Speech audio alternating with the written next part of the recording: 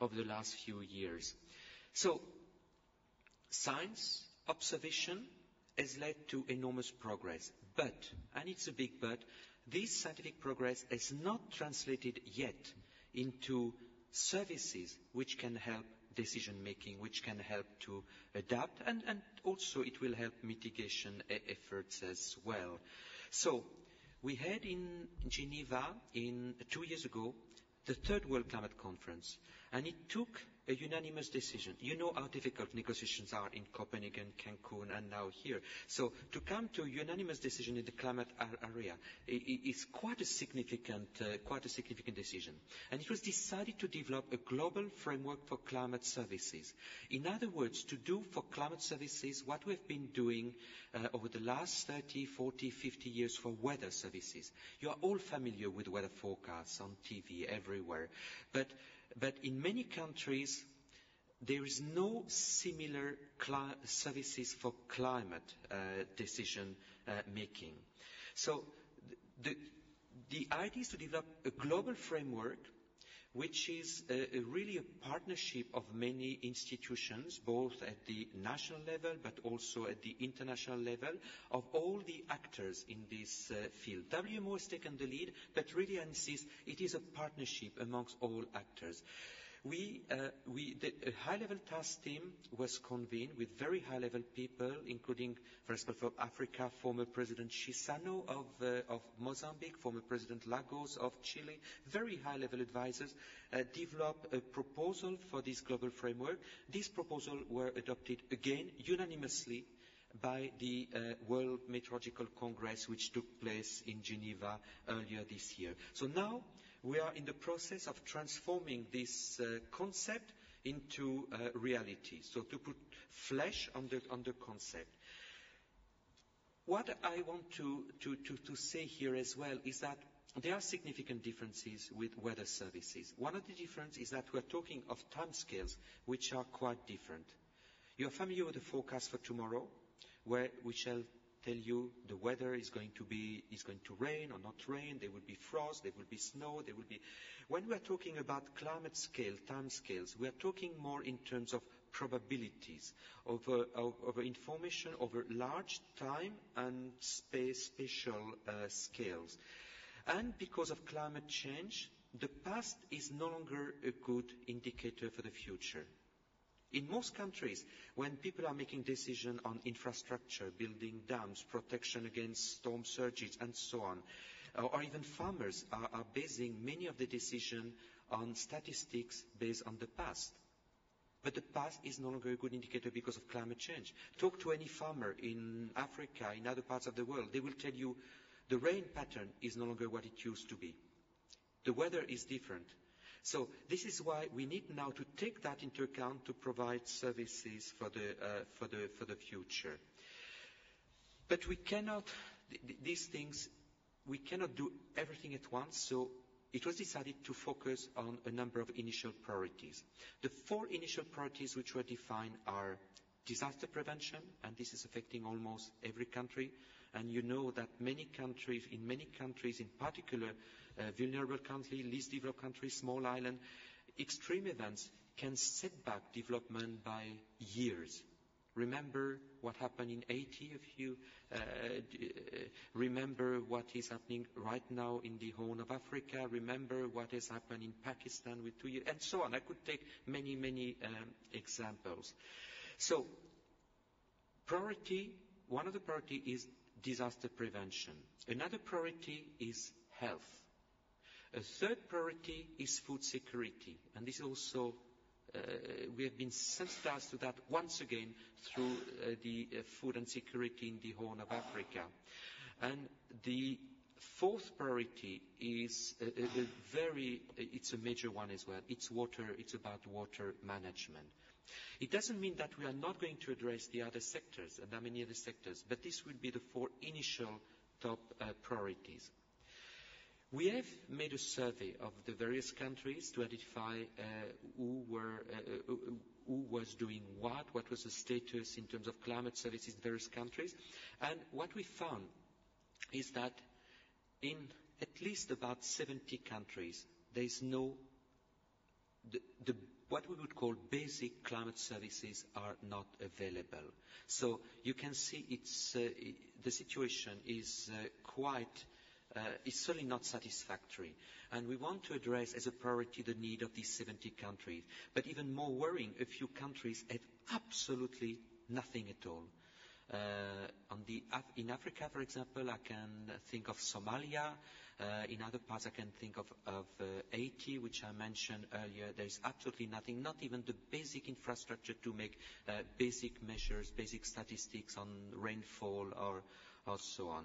So the priority will be for the most vulnerable country, for these 70 countries which I mentioned, which include essentially all the LDC, a significant number of seats, but also a number of highly vulnerable countries who don't have these basic services. It will be a gradual process. We want to start very quickly. Actually, we have started already, but it will be a gradual process. It's not something which will happen overnight, because we need to strengthen several aspects. A number of pillars exist. One of the pillars is observation. We have better observation than 20 years ago, but still, it's not yet good enough. And Africa, small island, large part of Asia, the observation networks are not yet adequate for what we need to do. Research.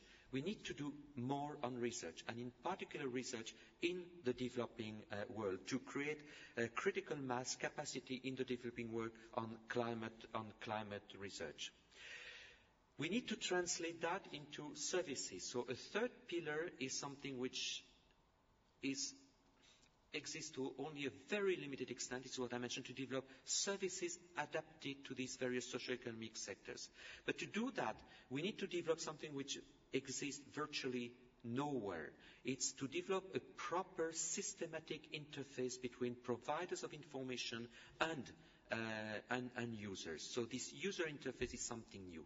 To achieve that in developing country, there will be a need for capacity building, significant capacity building in terms of equipment, in terms of human resources, but actually capacity building in terms of training the potential users on how best to use this information, which is, as I said, not always straightforward to use. It can be quite sophisticated, so we shall need to train to have capacity building in many areas.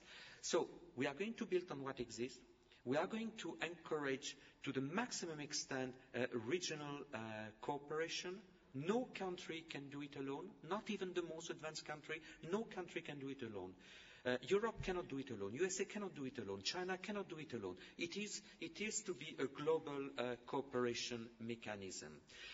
As an example, what we have started to develop, in particular in Africa, but we want to strengthen that, is the concept of regional climate outlook forums. And these forums are, the idea is to get all the experts from a sub-region together.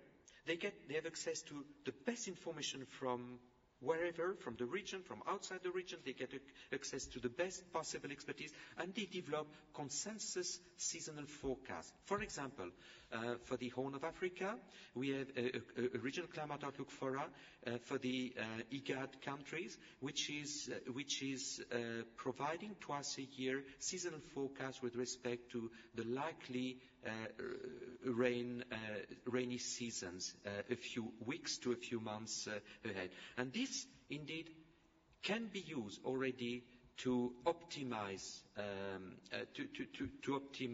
the action with respect to food security. But it is a sort of ad hoc mechanism, and through this global framework we are going to institutionalize that and to make it a sustainable mechanism. The investment, there will be a need to invest money in that. And of course I'm using the word investment on purpose rather than expenditure, because it is certainly a very good investment, not only to save lives for disasters, but also to avoid the economic damage of extreme events, but also to optimize the economic return when climate information is used in a more optimal way. What we are going to do is what we are aiming at is to manage the climate risk, but also to exploit the climate opportunities in a more optimal fashion.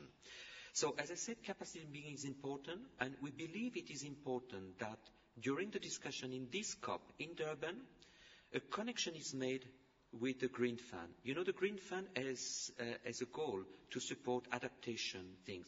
But we believe it's important that this money, these funds, are not used suboptimally. They have to make proper use of this fund. It is important that a small fraction, actually a very small fraction will be sufficient, of this fund goes towards the developing country to help them strengthen this infrastructure, to help them develop the proper capacity to provide services at the national level. So we hope that this aspect is not lost in the discussion in Durban. So this is what I wanted to say in terms of introduction, but I'm also looking forward to my deputy, Dr. Langoisa, to see if he wants to add something to. Mr. Langoisa. Thank you very much. Good morning, ladies and gentlemen, and thank you very much, Secretary General, for your very eloquent introduction of the Global Framework for Climate Services. We have had some conversation in the SABSTA session with a report on progress that has been made since the third World Climate Conference, or WCC3 as we called it in 2009, initiated and agreed on the GFCS, endorsed at the highest levels of government with more than 10 heads of state and government present, a number of ministers, as well as over 2,000 scientists over that period. So from the very outset, the global framework was indeed global. And we intend to retain it as such, in particular working very closely in partnership with the broader United Nations family, given the areas that the Secretary-General identified.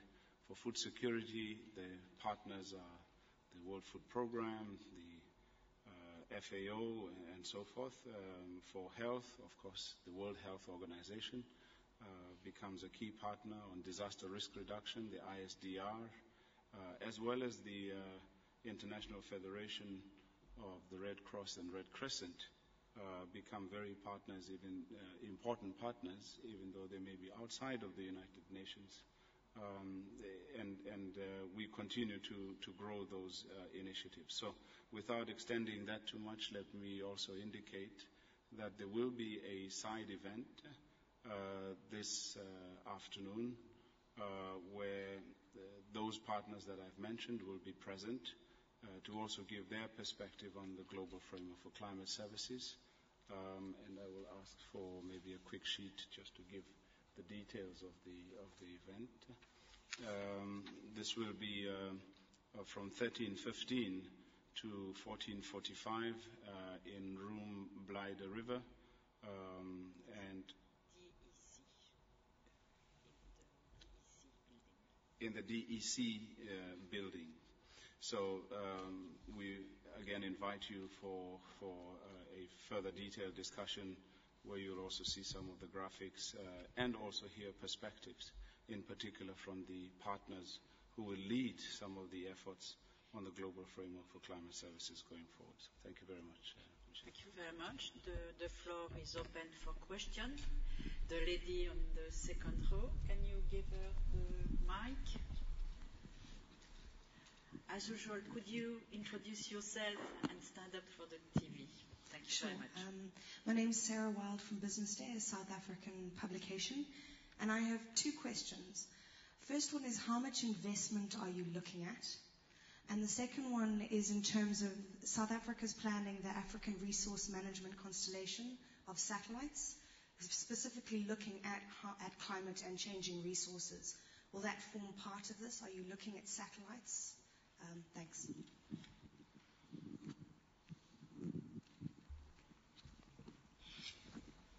Mr. Jarreau. The two questions. The investments are, because we don't start from scratch. So we are trying to really try to fill the gaps, to strengthen what is not strong enough, and indeed in some countries to almost start from scratch, like in the countries I mentioned, Somalia, Haiti.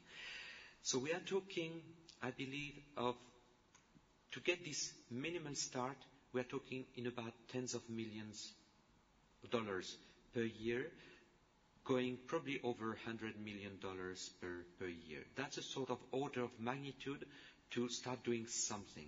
But the more we invest, the more benefit we shall get. The benefit are likely to be in the orders of, according to the economic studies we had in the past, are the order of about 10 to 1. So it is very significant return. With respect to satellites indeed are playing an increasing role in the observation, and they will continue to do so. Actually, satellites measure more and more precisely a number of parameters. But at the same time, satellites are not a substitute for traditional observation. They complement traditional observation. And there are many reasons for that. So, yes, we intend to continue to develop the satellite system, and WMO is actually a space program which coordinates the activities of meteorological and related satellites from the various space operators in USA, in Europe, in Russia, China, Japan, and indeed in Africa as well. So all the countries operating relevant satellites for weather, climate, or even related environment parameters are coordinated under the WMO space program. So yes, we do that, and there are good reasons to do that, because satellites are very expensive things, and it's very important to optimize the orbits, the various instruments on board the satellite, making sure that the data are exchanged across all countries. Yeah, I should have mentioned, I forgot in Asia also to mention India and Korea as well. I mentioned China, yes. So it's there are quite a few operators, and we hope that there will be even more in the future. Thank you very much. Yes, of course. If I may compliment that, certainly South Africa is a very extensive user of satellite images, and the decision to move largely from being a consumer, spending billions of rands every year, to becoming a provider is a most welcome development. And as the Secretary-General already mentioned, we have a coordinating mechanism on satellites which brings together different providers of these, and South Africa would be most welcome to join that collective that ensures that knowledge, information on what kind of instruments and sensors are put on the satellites is shared amongst the developers of these, and our community in particular is a key part of expressing the needs. And so linking back to climate services would be understanding what users need and being able to, through the user interface platform, to have an engagement with the users and the service providers that extends even as deep into the process as what observations are required to be able to provide what services in the future. And certainly satellites become an important part of that collection of data and observations. We have success, and it is fortunate that we have success stories where, for example, what was called the PUMA project a few years ago, where meteorological and hydrological services in Africa were supplied by the European Meteorological Satellite Organization, EUMETSAT, with receiving stations for South Africa, of course, was exempt from that at the time because of the economic relations between the EU and South Africa. Nevertheless, PUMA had enabled a lot of developing countries who would otherwise not afford access to these systems to be able to afford access to the latest images from Meteosat 8 at the time, which has now been extended to a program that also covers environmental parameters. And so that success story points to the importance of everybody having access to the same information on an equal footing to be able to provide the best possible services to the citizens without fail. So, thank you very much. Thank you very much. Another question? Yes. The gentleman on the fourth row. Thank you. Hi, I'm Susumu Kojima from NHK, Japanese Public TV. Question about global framework for climate services. Can we expect some sort of global seasonal forecast in the future through this framework? And is there any role that there's a famous supercomputer in Japan called Earth Simulator? Is there any role this Earth Simulator can play for that seasonal forecast? Thank you. Mr. Jarreau. Okay. Your question is very interesting because, in a sense, what I was mentioning for the Horn of Africa, this regional climate outlook fora, it's something that we want to cover the whole globe. So indeed, that every region has a similar mechanism to produce seasonal forecasts. So the answer to your question is yes, through the global framework, there will be more systematic seasonal forecasts available in all parts of the world. The second question, we also anticipate that countries will offer a number of contributions to the global framework, and certainly it's up to Japan to decide what they want to and how they want to contribute to that. But certainly we expect that Japan will play a key role in that, and I'm certainly aware of the very advanced facilities of the Earth Simulator in Japan, which is making very significant contribution already to climate science. That's something. Mr. Langwessa. Thank you very much. Just to complement the Secretary-General's point, is that when the discussion evolved on the global framework for climate services, there's an understanding that you would have the globe, and there are certain global models, for example, that are run currently to understand current global climate, but that there's a need for better understanding of regional climate, and in that sense, the regional climate centers is a concept that has been created, and certainly for Asia, there are a number, including Japan, who participate in the RCC process, and so we would again expect that members would continue to contribute to these regional climate centers to strengthen our understanding of regional climate and regional climate services. Then there's a component also which is national, where national governments decide how best to provide climate services to their citizens and who takes the lead and what infrastructure is required for that. So certainly those contributions are most welcome. Thank you very much. Before closing, another question? Yes.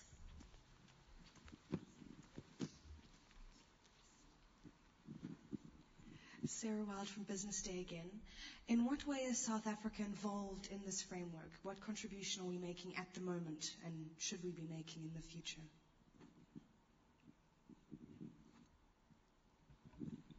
I'm tempted to ask somebody else to answer that question. Well, to South Africa's contribution is twofold. First, South Africa is a member of the World Meteorological Organization, through, in particular, the permanent representative of South Africa with WMO, the Chief Executive Officer of the Weather Service, and so is part of the decision-making at a global level on the GFCS. The second contribution is again through the National Meteorological Service, or the South African Weather Service, through observations. As the Secretary-General already indicated, the framework does not start from scratch, but builds on what exists. South Africa has recently modernized its observation network with new radar, etc. So all of that data becomes an important contribution through the GCOS, which is the Global Climate Observing System that already exists, and through other programs that South Africa contributes to. On the research side, the University of Cape Town is part of the World Climate Research Program, that was mentioned. And through that, they are running a number of experiments. One of them is Codex, which is a project to downscale global climate models to local and regional levels to try and better understand what is happening. And so there are also maybe other institutions that are contributing that I may not be aware of, but those are the key contributions. On the research side, in the pillar, on the observation side, certainly there's a very high contribution from South Africa. Yes. And maybe I can complement something, because geography is geography. And in the Southern Hemisphere, the position of South Africa is quite unique. And it makes it particularly important to understand, to monitor the climate of the Southern Hemisphere. But as you know, climate is global. So what happens in the Southern Hemisphere has an impact on the Northern Hemisphere and vice versa. So the position of South Africa is absolutely critical, and that's why the observation, the contribution of South Africa is critical globally. The other thing which elaborates a little bit further on what Dr. Lagasa mentioned is that when it comes to greenhouse gases and to pollution, South Africa is operating one of the finest observing stations in the world. It's located at Cape Point, and it is absolutely critical to monitor the concentration of greenhouse gases and also of other components of the atmosphere. So we are certainly very, very grateful to South Africa for doing that. It's really a significant contribution to world climate science. So thank you very much indeed for your attention. Thank you.